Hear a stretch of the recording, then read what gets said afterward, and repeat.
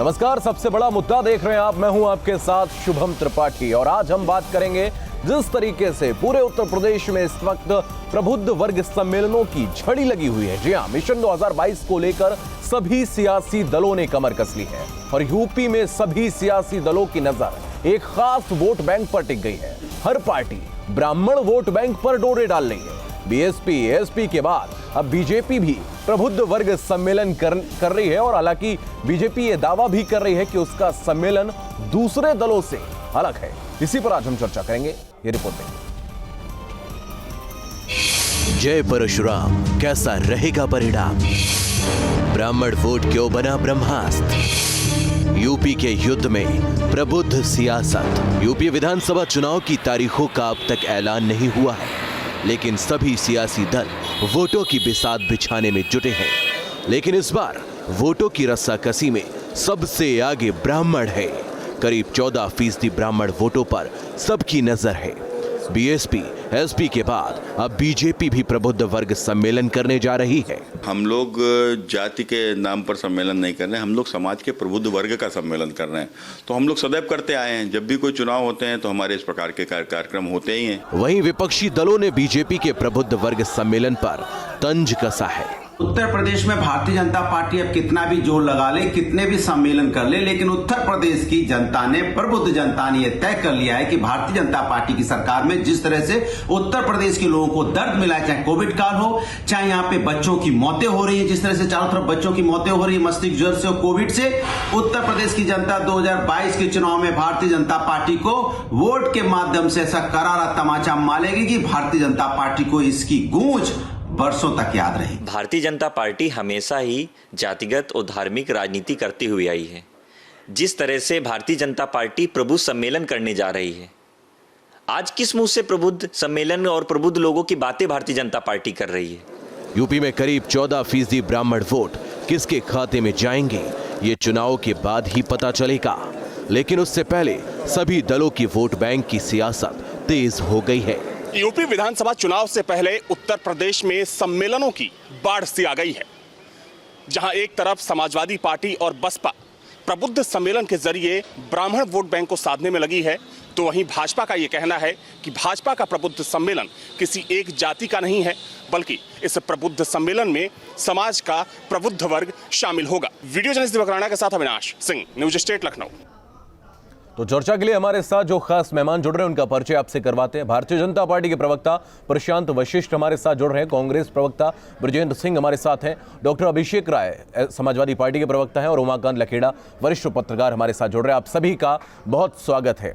सबसे पहले उमाकांत जी, मैं आपके पास आऊंगा, चूंकि आप गैर राजनीतिक व्यक्ति हमारे साथ इस वक्त हैं, वरिष्ठ पत्रकार हैं, एक बड़ा अनुभव आपके पास है। सवाल यही है कि प्रबुद्ध वर्ग सम्मेलन करने की जरूरत आखिर क्यों आन पड़ी?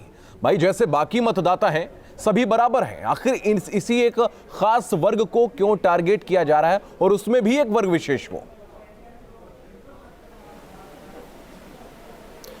देखिए, ये जो चुनाव आने के पहले जाहिर सी बात है कि जो मुख्य मकसद ये होता है कि भाई जनता को में कुछ जो सत्ता विरोधी रुझान के जो वोट हैं उनको थोड़ा सा साधने की कोशिश होती है। और चूंकि इसको भले ही जाति का नाम इन सम्मेलन को नहीं दिया गया, कुछ दिन पहले बसपा और सपा ने भी इस तरह के सम्मेलन किए थे, उससे ये संदेश गया था कि ये दोनों पार्टियां उस समुदाय को जो जिनसे जातीय तौर पर इनका ताल्लुक नहीं होता है उनको साधने की चेष्टा कर रही है। तो उसका मुकाबला करने के लिए जाहिर सी बात है कि भारतीय जनता पार्टी भी सक्रिय हुई है। और जो मुद्दा ये है कि उससे एंटी जो सत्ता विरोधी रुझान है वो निश्चित रूप से हर पार्टी को, चूंकि जब सपा सत्ता में थी या बसपा सत्ता में थी वो भी इस तरह के सम्मेलनों को, जातीय सम्मेलनों को प्रमुखता से देते थे। लेकिन अब चूंकि इलेक्शन कमीशन, सुप्रीम कोर्ट का डंडा चल गया है कि जाति के नाम पर आप कोई सम्मेलन नहीं कर रहे हैं, तो उसका मुझे लग रहा है कि उसका लबादा, उस पर बाहर से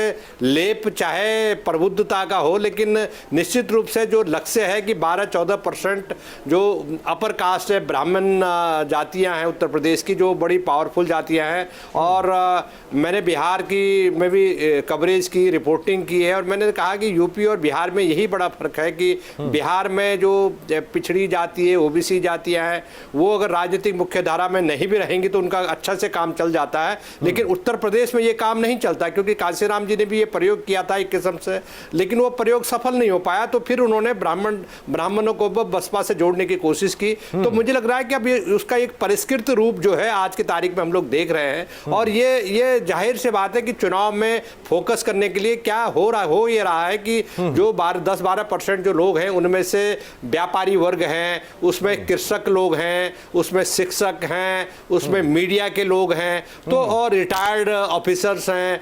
तो जाहिर सी बात है कि एक जिसको कहते हैं कि वो एक माहौल क्रिएट करने के लिए, लोगों को एक वैचारिक रूप में एक ऐसा दिखाने के लिए चुनाव से पहले कि ये पार्टी, भारतीय जनता पार्टी अच्छा काम कर रही है और ये पढ़े लिखे लोगों की पार्टी है, इस तरह का एक माहौल पैदा करने की कोशिश कर रही है। लेकिन मुझे लग रहा है कि इससे उत्तर प्रदेश का जो आम जनता है, आम लोग हैं जो समस्याओं से जूझ रहे हैं, उनका इससे कोई भला नहीं होने वाला इस तरह के, चाहे कोई भी पार्टी करे, ऐसा मैं मानता हूं। आपके पास आऊंगा, बिल्कुल।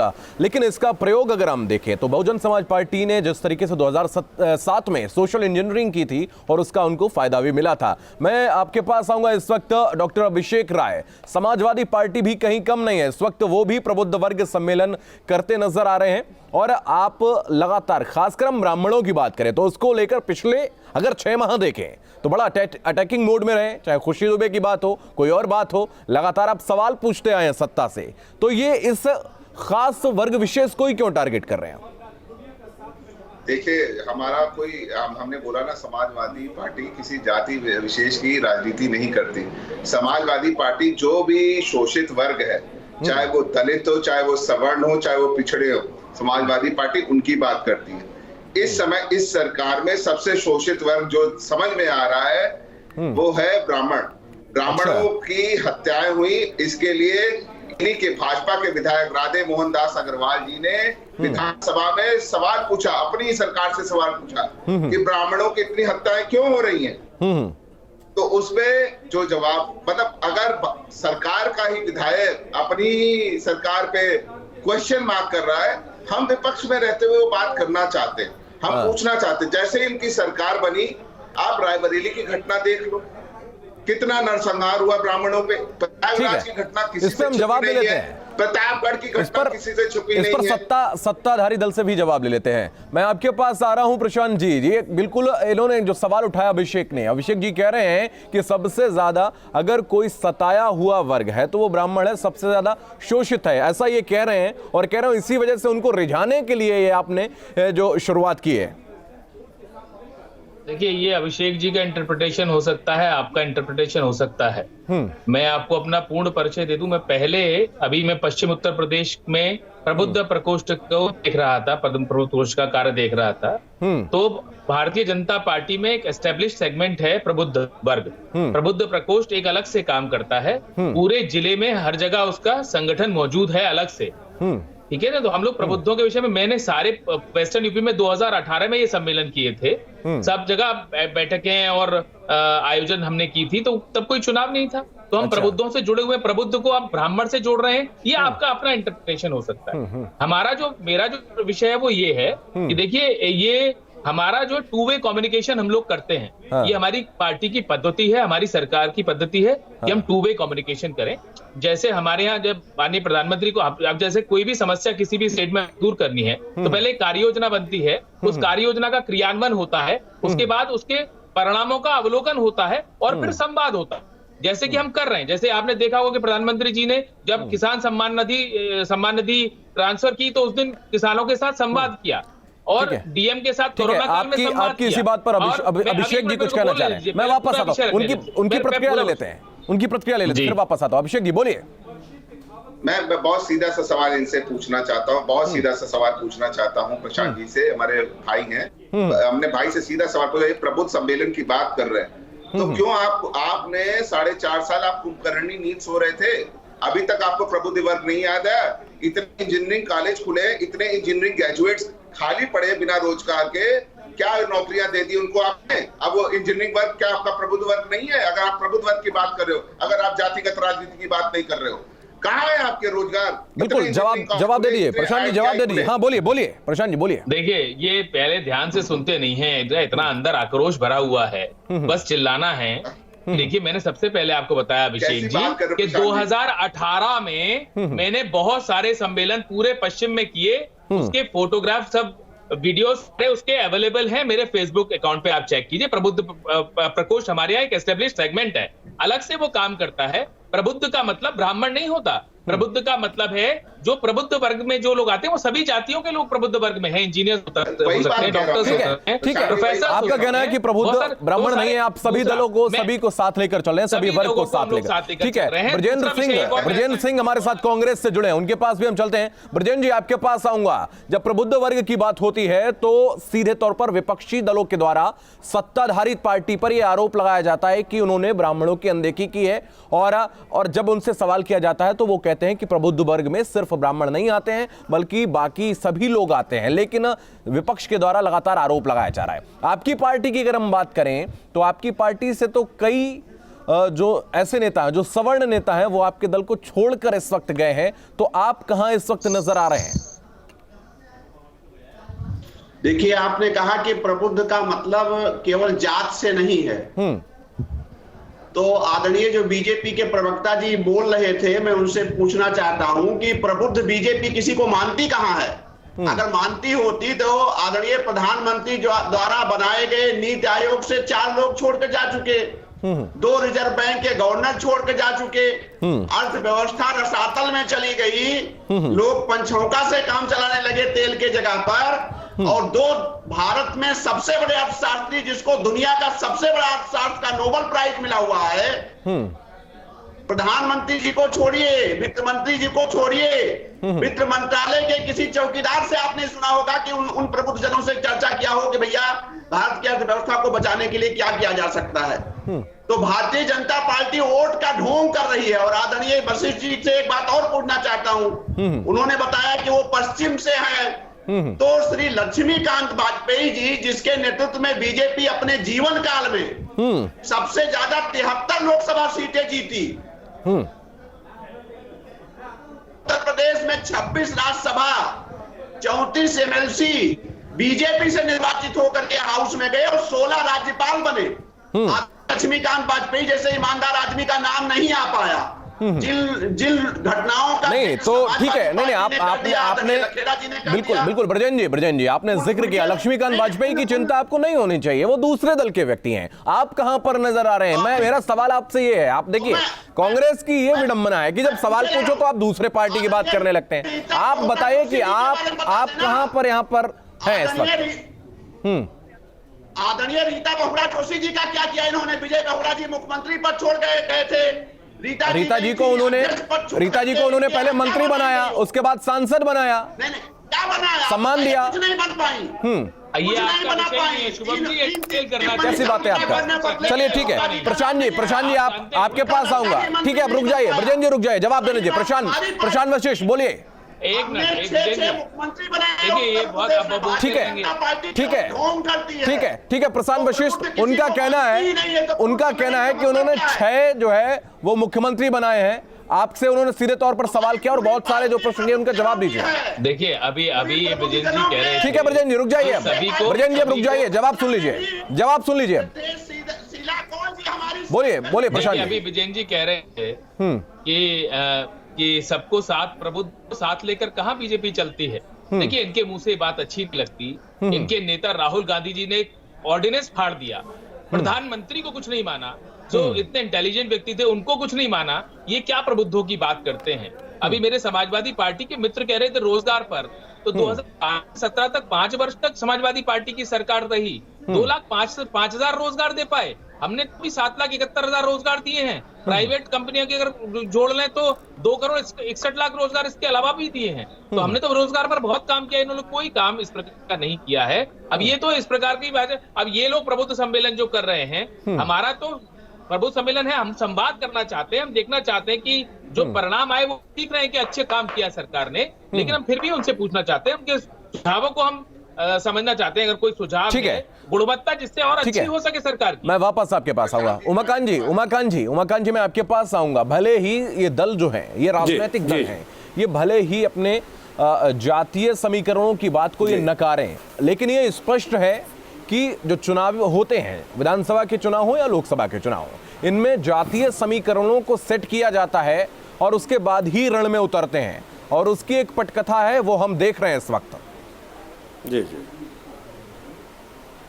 जी जी देखिए जाति, देखिए ये तय है, ये कोई मैं पहली बार नहीं कह रहा हूँ कि जाति जो है हमारे भारतीय समाज की एक सच्चाई है जाति। लेकिन सवाल ये है कि हम जाति की राजनीति पर ही सारा फोकस करें और विकास के सड़क, बिजली, पानी, रोजगार, रोटी, किसान, खेती बाड़ी, इसको लेकर के हम इसको अगर अलग हटा दें तो जो राजनीति फिर किस लिए हो रही है? राजनीति, अगर कोई सड़क बन रही है, कोई एक्सप्रेसवे लखनऊ से और दिल्ली से लखनऊ का एक्सप्रेसवे अगर कोई बना है, तो उस पर कोई एक जाति के लोग तो नहीं चल रहे हैं ना, उसमें तो सारी जाति के लोग चल रहे हैं। अगर कोई विकास की योजनाएं आ रही है तो सारे लोग उसमें विकास की योजना में भागीदार हैं। तो जाति के आधार पर वोट मांगना या वोटों का दुर्विकरण करना, ये एक हमारे समाज के लिए कोई स्वस्थ परंपरा नहीं है ये। और मुझे लग रहा है कि जो सत्ता में होता है वो चाहता है कि जो इन सारी चीजों पर फोकस हटाने के बजाय